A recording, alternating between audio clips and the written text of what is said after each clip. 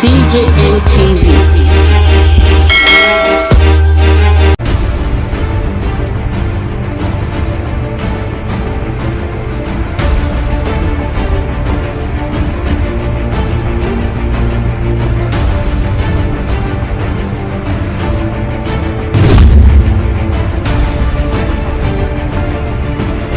Funke Akindele's Omo Ghetto don become the highest grossing movie for Nollywood of all time.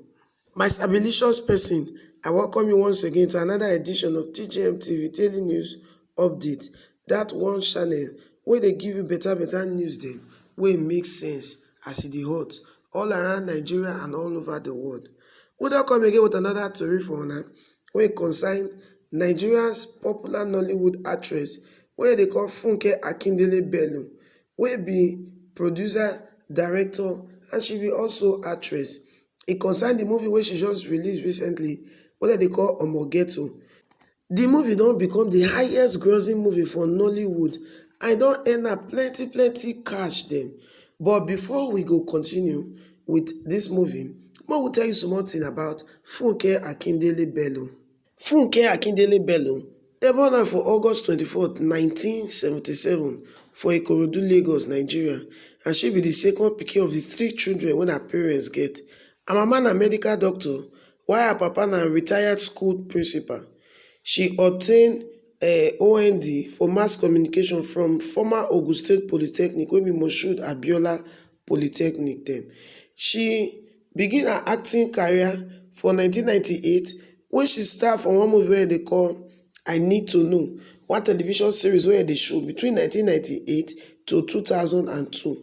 And then for 2009, she come win Best Actress in a Leading Role for the African Movie Academy when she play the lead character for the movie Jennifer's Diary. From there, she come become the Best Actress in a Comedy for 2016 for the African Magic Viewers Choice Award on top her role for that movie Jennifer's Diary. I Need to Know na be wetin bring her to limelight. I Need to Know na one popular United Nations Population Fund wey sponsored program wey run between that year 1998 to 2002. Now, some of us remember that time wey we dey watch the movie I Need to Know, na im be that. Funke play BC, one curious but highly intelligent secondary school student wey dey always wan know everything. And then when she call her Jennifer for that movie Jennifer, when she had Jennifer, that one I could bring a big breakthrough for movies. It could give her plenty, award there.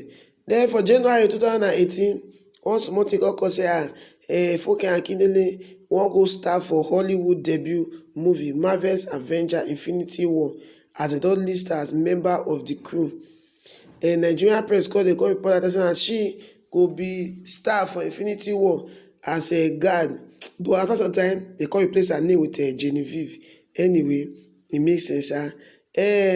For 2016, Funke Akindele she cut off a movie. Say she dey want to act less of a Yoruba movie as she don dey set to start her own show wey they call Jennifer's Diary.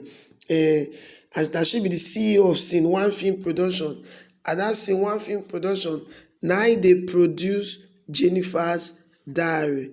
She don watch Jennifer's Diary. It says that she be the lead actress for there, and she don dey popular for that movie because of her, intonation and the way she dey talk. The thing they make people they always dey laugh, and they make people they won't watch the movie Jennifer's Diary.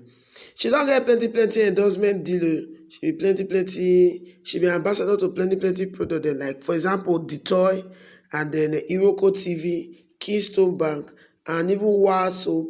She be ambassadors for this product. Funke Akindele Bello don marry 2 times. For May 26, 2012, she married Adeola Kehinde Oluyede, but for July 2013, they come go their separate ways sake of what they call differences wey they not fit reconcile and all of that. Well, later for May 2016, she come marry Nigerian rapper JJC Skills for London, in a very low-key way, based on say she don't marry before. And you say our control with them, they like all those kind things then. she be not born for her first marriage. So when she married JJC Skills, she no carry any pikin come from the former marriage. But JJC Skills gets 3 children from different women. Wey like say Funke Akindele could be their stepmom. But later, for 2018, Funke Akindele could give birth to twins, 2 boys. Funke Akindele Bello don still get her own share of controversies then. For April 2020, during when this pandemic wahala just first started, everybody stay at home, no gathering, social distance, physical distance, wash your hand, wear your face mask, no go anywhere. Funke Akindele, they arrest her for her house sake of say she host a birthday party for her husband during the period of this lockdown. They arrest her. They even they convict her to 14 days of community service.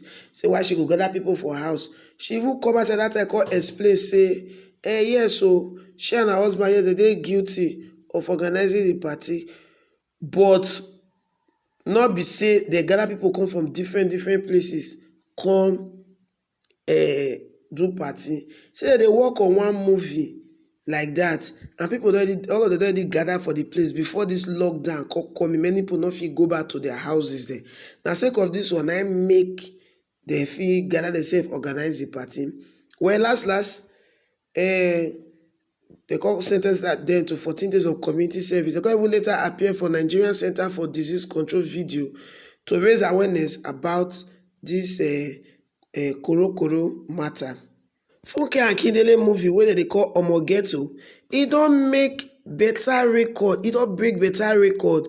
They released the movie on Christmas Day for 2020, and now they don't first add something like that before, Omo Ghetto, but this one are like the saga, like the follow-up of the movie.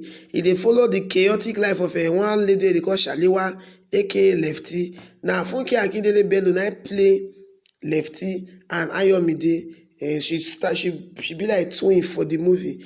Now, the Cinema Exhibitor Association of Nigeria thought us say the 2020 comedy movie now be the highest grossing movie so far for Nollywood. Say the first one, the one wey first be highest grossing before Omo Ghetto could break the record. Now, Wedding Party 2, where don make 453 million naira for cinema. Say but Omo Ghetto don come make 468,036,300 naira for cinema alone for just 3 weeks of his showing.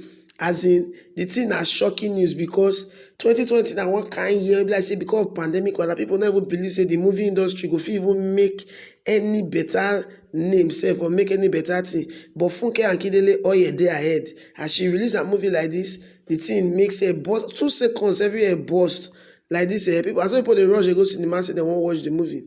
You sef, you need to go see that movie too. Not be so much. She stars many people like Choma Chukwuka, wey be Chomi Choko for the movie, Eniola Badmus, wey be Busty for the movie, Bimbo Thomas, wey be Nikki for the movie. Well, congratulations to Funke Akindele Bello for this better feat wey she don achieve. E don come to show us say no matter how long something go take, if we dey consistent, if we dey determined, if we put our mind for the thing, we go fit achieve anything we wan achieve.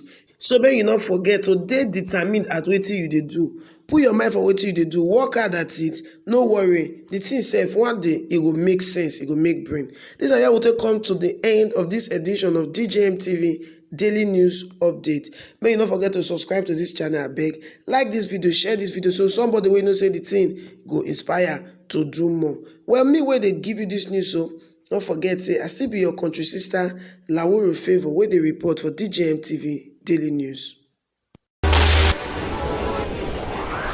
DJM TV. DJM TV.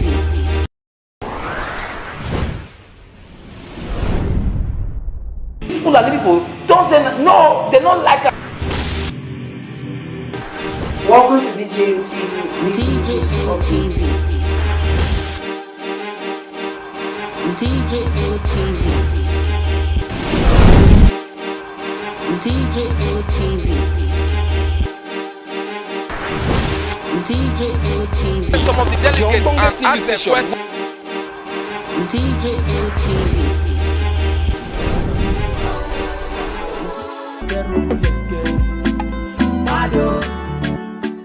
DJM TV. DJM TV. DJM